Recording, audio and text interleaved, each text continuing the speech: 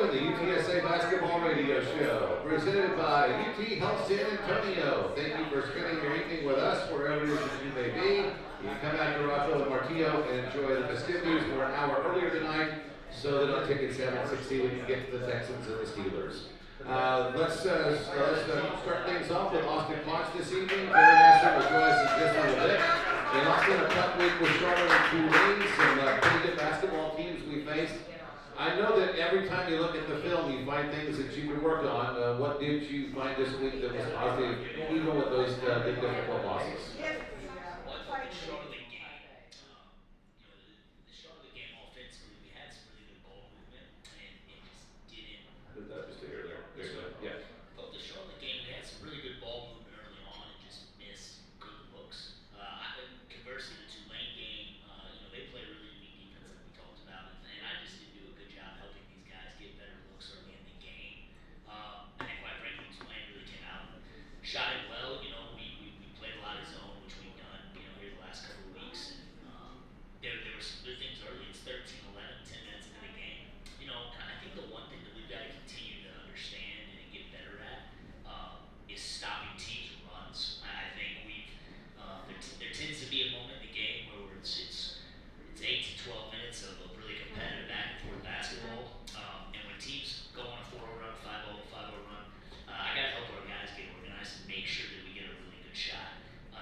And I thought, very similarly last week, both of the first halves were back and forth, and one of those runs happened, and we didn't respond the way we needed to. So another opportunity to do that Wednesday against a good Rice team. What was the thought on the zone defense and playing that more than you have at the beginning of the year?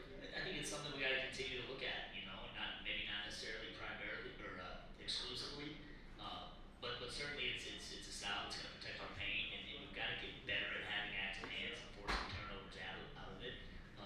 Again, we forced a lot of misses early. Points off turnovers was I think 25 of their 39 came off turnovers and second chance points. So when you're in a zone, your rebounding should be better.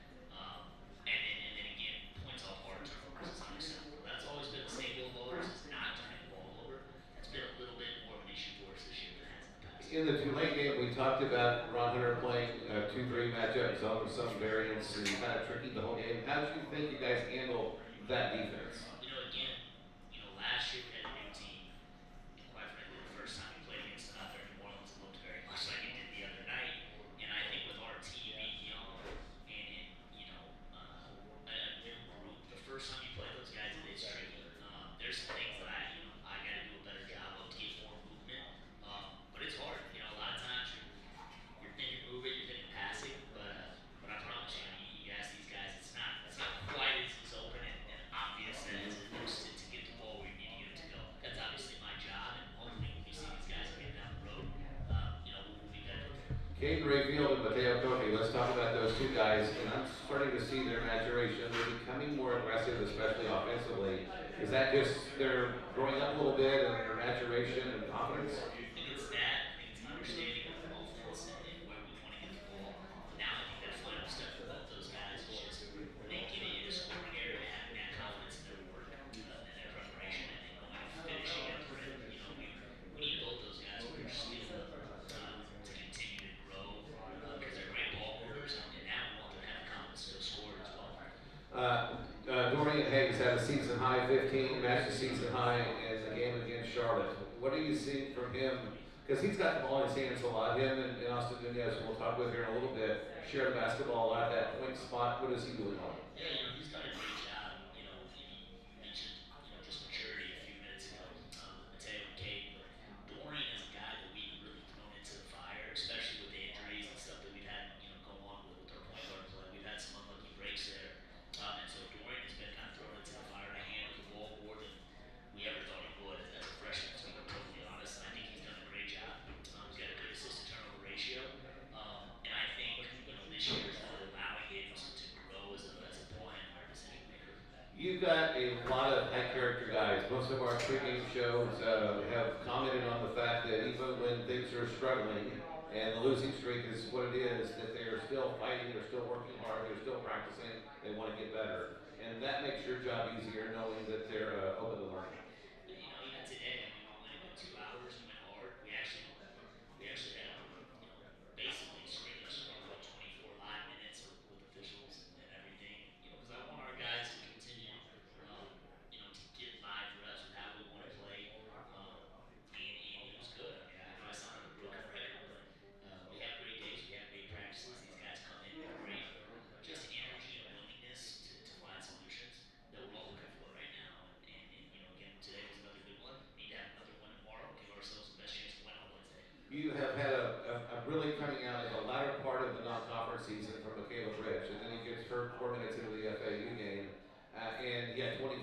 Seattle game, a veteran guy that's been around and knows things. How big of a loss has that been, and do you have any idea when we're going to see him back? Yeah, no, Michaela Rich will not be back. He's having surgery tomorrow. Unfortunately, it's a turf torn groin. Um, just playing hard. That's how athletic he is. He sprints and closes out and jumps, and partially tears his groin right off the bone. So Wow. obviously, just a really tough break for not just for us, but for him. A guy that's like you just mentioned, coming off 25 on 11 shots, 5 rebounds against a really good Seattle team. Next man up. Next We man need up, those. yep. We need those young guys to keep growing and continue to improve. All right, speaking of guys that are going to help this team get there is Austin Nunez, and we'll visit with him coming up in the next segment. The excitement doesn't stop.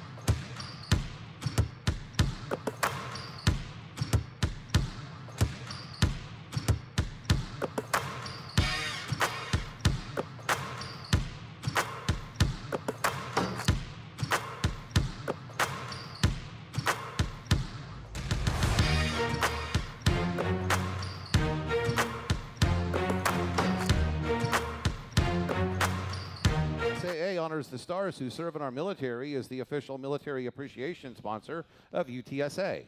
And today we have a couple of stars with us, and we're going to get to know them a little bit better during our USAA Stars of the Week segment. Aston Nunez joins us on the program. Welcome. Thank you for being here. Push that microphone just up a little bit more, right in front of your mouth there. It'll be easier to hear you. How you doing tonight, and welcome to the show. Yes, sir. You're going to have to push that up. You're going to have to hold that there. I think it's not going to be able to hear you if we don't. Is this good? That's better, yes. All right, take us through your season so far. I know the win-loss record is not what you want, but take us through being a roadrunner and coming to San Antonio to work with this group. Yes, sir. My experience since I've been here has been really good. Obviously, we haven't won the amount of games that we've been looking forward to this season, but since I got here in June, Coach Claunch and Coach Bowman have really just have tried to get me better while I've been here. It's really my first opportunity of playing a large amount of minutes, so they were really just trying to help me understand the reps that I needed, the attention to detail that I needed to pay attention to maybe have success in the games, and just have really just helped me overall, and I appreciate them for that, and my experience while I've been here has just been great. What's been the thing that you've wanted to work on the most, especially? We're playing three freshmen, and Bob's a sophomore. Being that guy that's been around, been places, seen this game at a big level, and how does that trickle down to helping your teammates? Wait, say that again, I'm sorry. Just how you've helped your teammates and your leadership, being a little bit more of a veteran player and been other places before. Yes, sir. I feel like, my presence just on the floor at times whenever I'm using my voice just really helps my team, like you said, because of the places that I've been at. Just have seen the game at a really high level and understand what it takes to be a really good team and the little things you got to do on the defensive side and offensive side just to have success as a team, and just really try to just help the young guys just make sure that that's in the back of their mind, because I remember being a young guy and just not really thinking about those things, kind of just thinking I want to show what I can do offensively, kind of show my presence. So just trying to help them make sure that's just important too. Austin, talk about what he's been to this team, and obviously you wanted him to be in here, recruited him hard, and what's he been meant to this team so far this year? Yeah, obviously he's an incredible athlete, plays with great speed, he's got great touch, he can really shoot it. And I think just the biggest thing, like you mentioned, his experience in college basketball and the different teams and coaches that he's played for. He brings an element of poise for us that, like you mentioned, we play a lot of young guys and a lot of new guys to college basketball. And he brings just an experience that's much needed.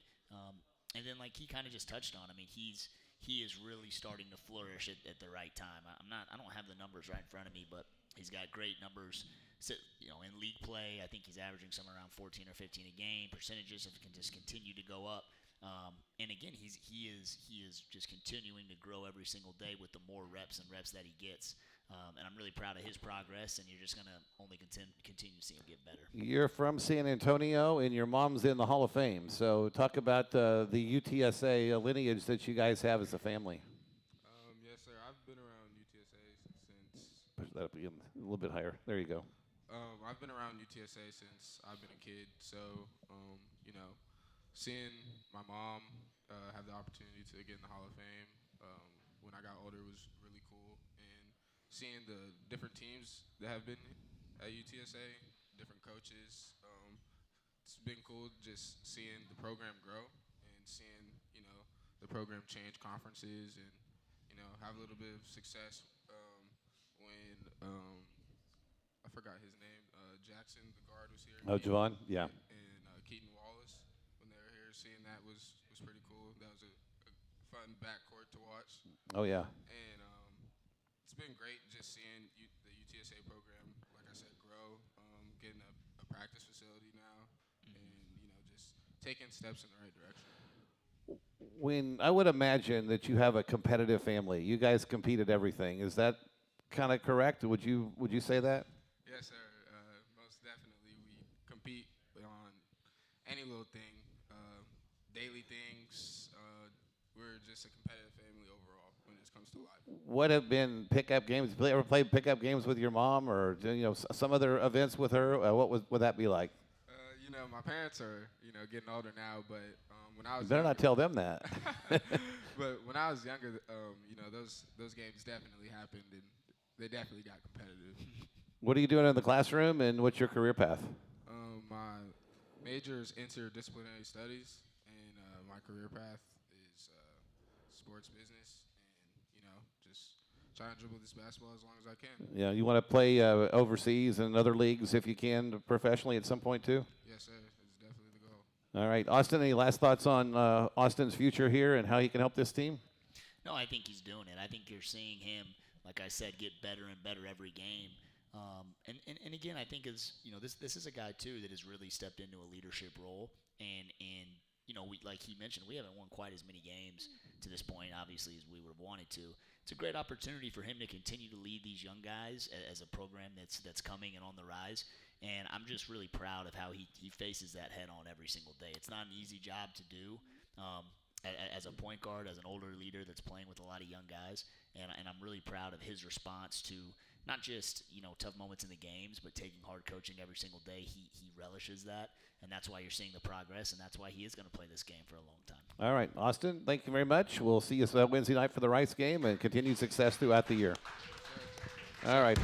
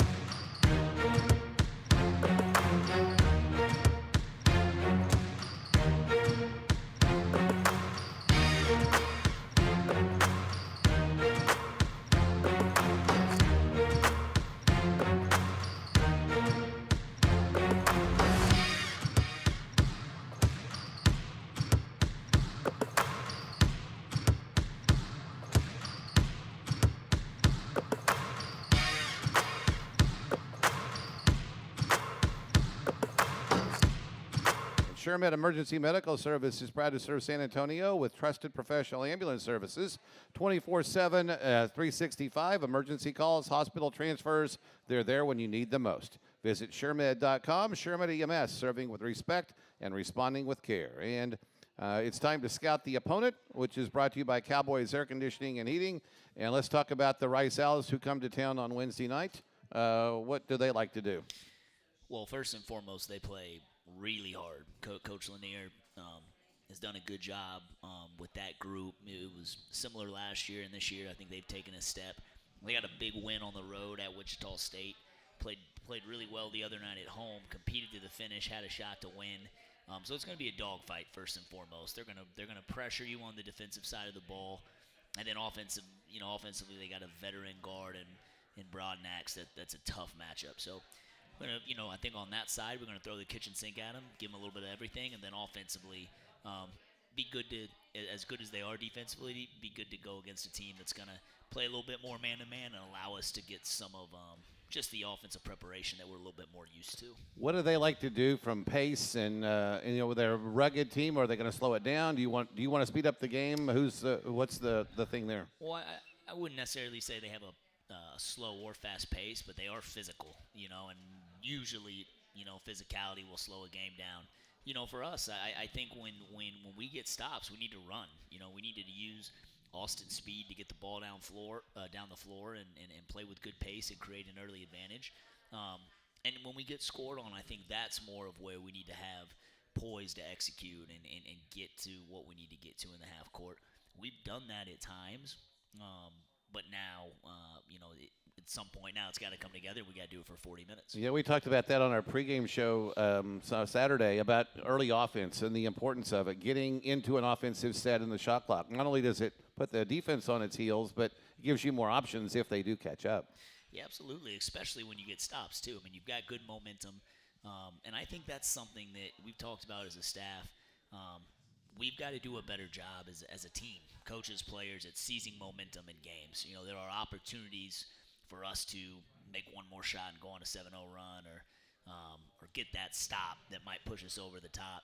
And we just haven't made those plays this season, but the work is there, and so you're confident as a staff that ultimately that's coming. Do you want that early offense on a made basket, get it out of bounds and get it up the court quickly, or just more so on stops? Listen, I think right now off stops we really need to push it, and I think when we get scored on, we need to get organized and we need to make sure that we're all on the same page with the shots we're looking for. Not to say we can't play fast off makes, but I do think that has been a little bit of our issue at times in these other games where we might push it and take a quick one, and now we've worked for 20 seconds. We don't make them work, and if we miss it, now we're getting punished again on the other end. And so we certainly want to, we focused a little bit more today and will again tomorrow on if we get scored on, whether it's fast or slow, whether it's in the first 5 seconds of the clock or the last 5 seconds of the clock, we've got to get a good shot and some pressure down the floor on the other end. How much do you steal, I'm using that word loosely, from watching other games? You see a play you like or something that's a new wrinkle that you can incorporate? I know football coaches talk about all the time. They don't want to show anything because somebody will steal their plays. But how do basketball coaches do that? I think it's popular too. Maybe not as I think with basketball, it's styles are very important, and I think there's different teams that I watch and say, hey, that's really good, but we don't necessarily play that way. Right. And then there's other teams that I watch that, hey, that's really good, and it kind of fits into the scheme of what we want to do. So yeah, no, you certainly still do it, and you might see something close and find a way to make a wrinkle into how you play. All right. Thanks so much, as always. We'll look forward to Wednesday night at Rice and get back in the winner's circle before a big road trip next week. Let's do it. Birds up. All right. Thanks. That's Austin Claunch with us out here at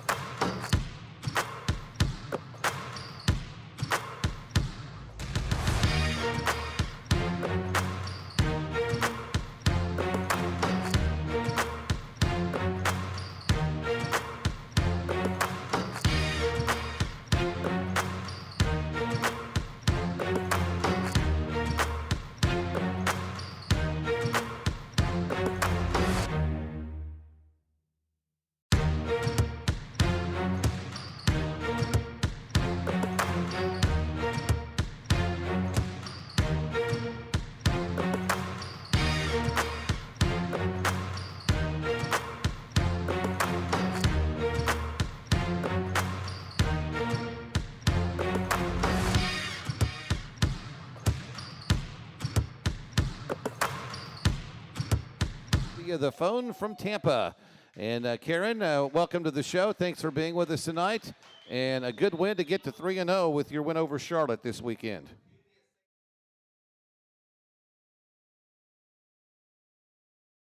Awesome. Take us through that win over Charlotte. A really good effort from the team to make sure that you preserved a win, that you had a good lead in, or a lead in for a good portion of the game. Yeah, I mean, nothing's going to be easy in the league. I think there's a lot of parity, and we're playing such young players. We sort of ride on a roller coaster during the game, but I've been super proud of how we've finished the games. I mean, all three have been close, and we've done what we needed to do at the end, and just had some really good contributions from a lot of people. I heard you talking with Neil after the game on Saturday about all these games are going to be like this. There's no easy outs in the American, and most of these games are going to come down to one or two possessions at the end.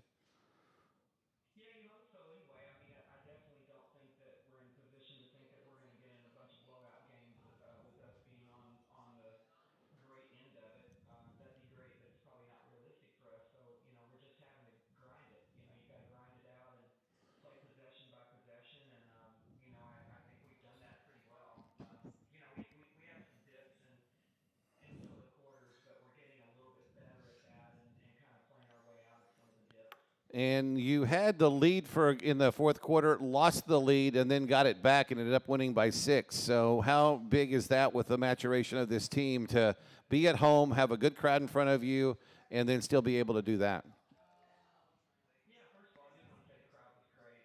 Really, really appreciated all the people that came and the young kids that were there that performed. I think at half or something, it made the crowd a lot more energetic to have all those young people there. But yeah, I mean, it's just Andy, it's just one of those things where we just get possession by possession, and the one I guess attribute of this team is they don't seem to get too down, and I don't know if it was the non-conference schedule and all the tough environments that we played in, but I think that's been the most impressive thing to me is they've been able to keep their composure when things don't go well.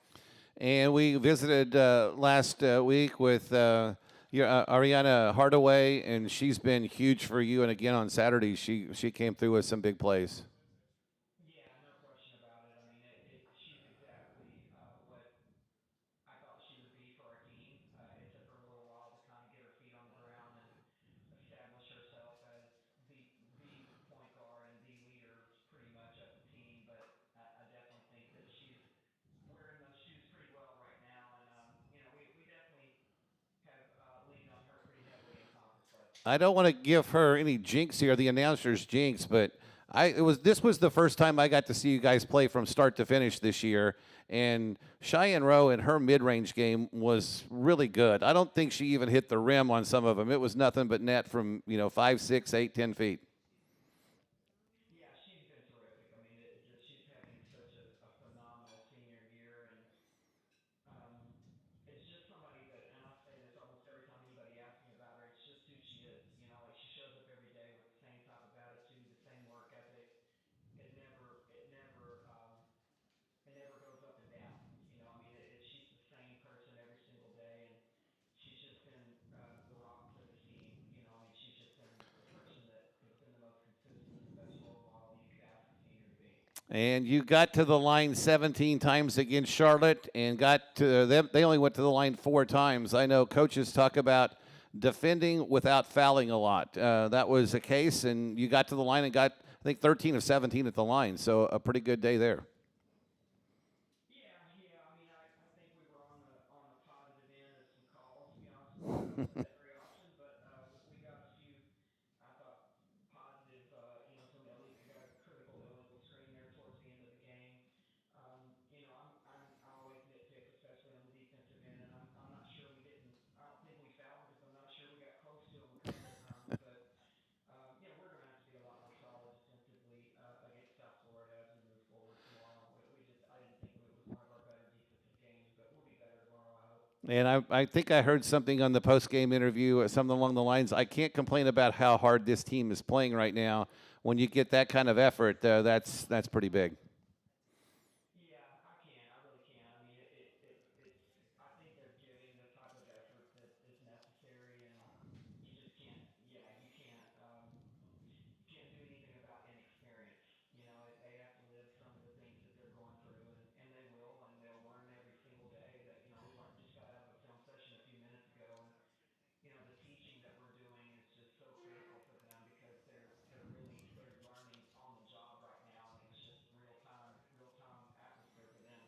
All right, we're visiting with Karen Aston on the UTSA basketball radio show. She's going to continue to join us with assistant coach Amber Gregg in the next segment from Tampa as the women get ready to take on South Florida tomorrow. We'll also have a scout on South Florida coming up a little bit later in the show. That game will be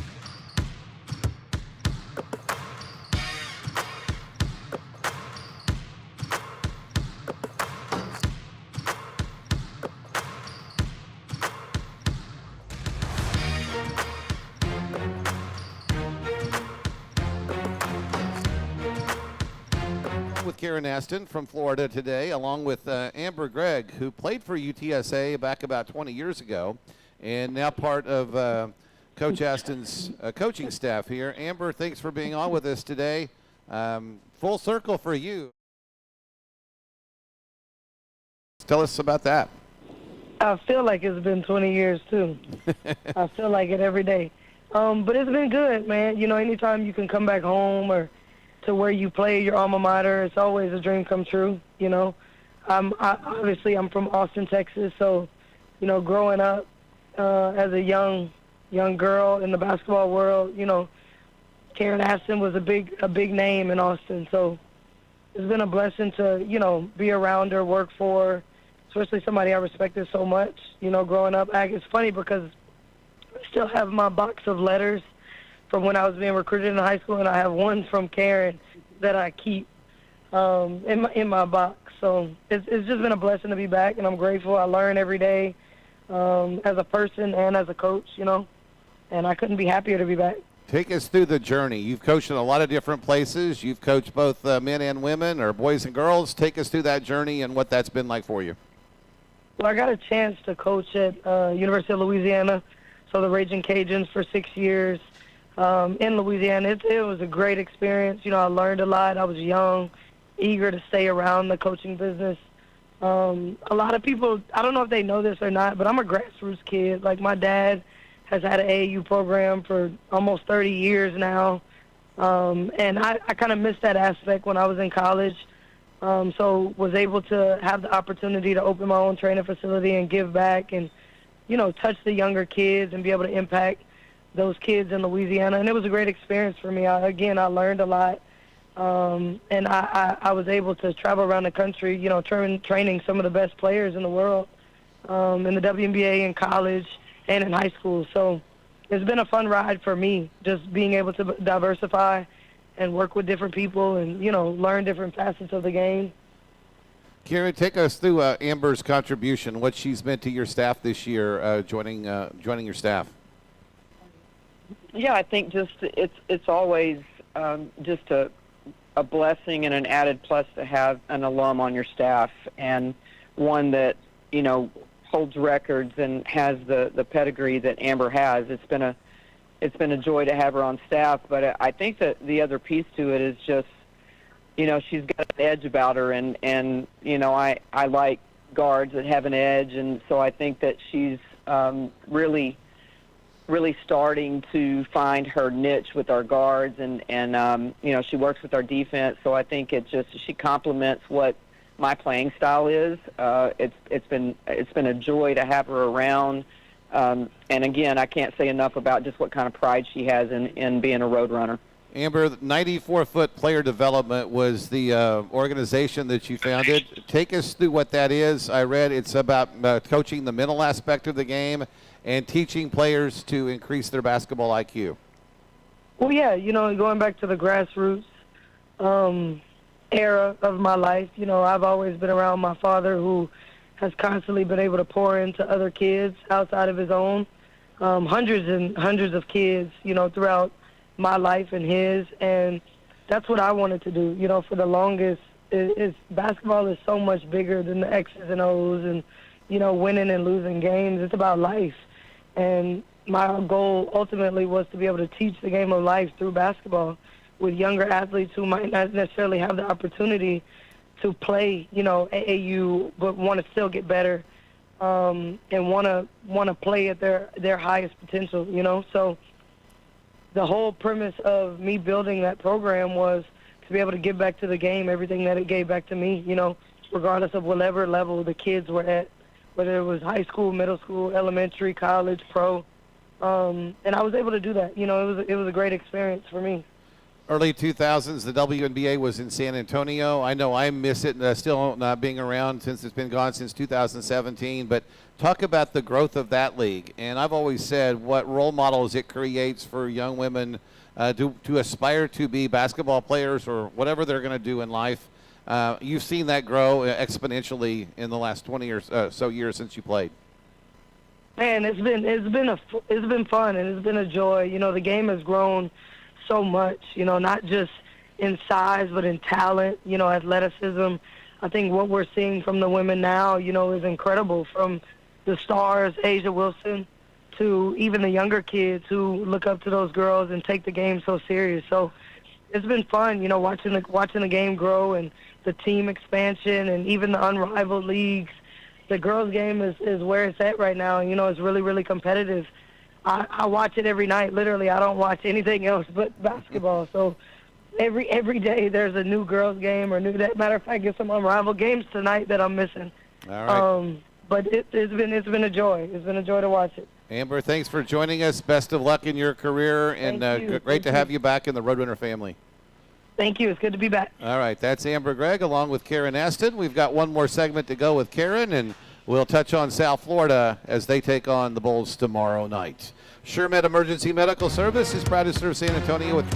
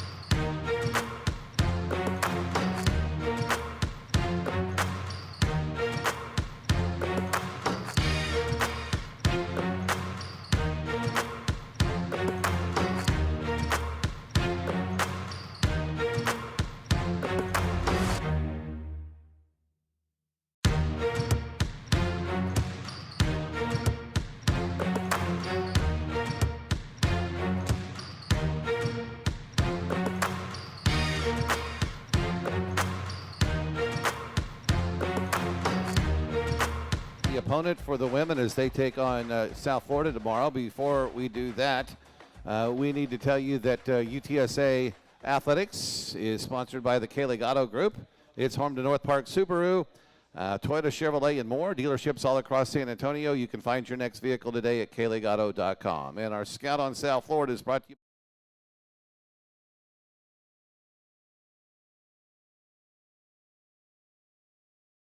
And what the Bulls will have in store for you tomorrow night.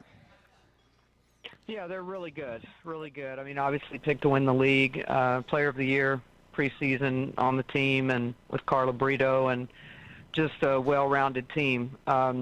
Played a really tough non-conference schedule, Power 4 win against Duke, and just a team that, if you're not really ready to play, they can run you right out of the gym. So we've got to be extremely sharp tomorrow. They get up and down really well. Their transition game is terrific, and they're solid defensively, so it'll have to be one of our best efforts. Michelle Woods-Baxter is their interim coach. She has the interim tag with the departure of Jose Fernandez to the WNBA. What does she do, if anything, different than what Jose's teams did?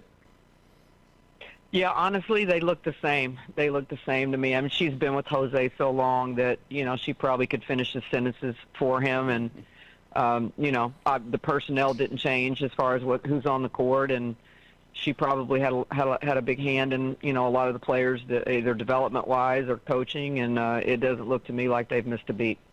You were talking in the first segment today about the team just finishing a film session before you jumped on the radio show.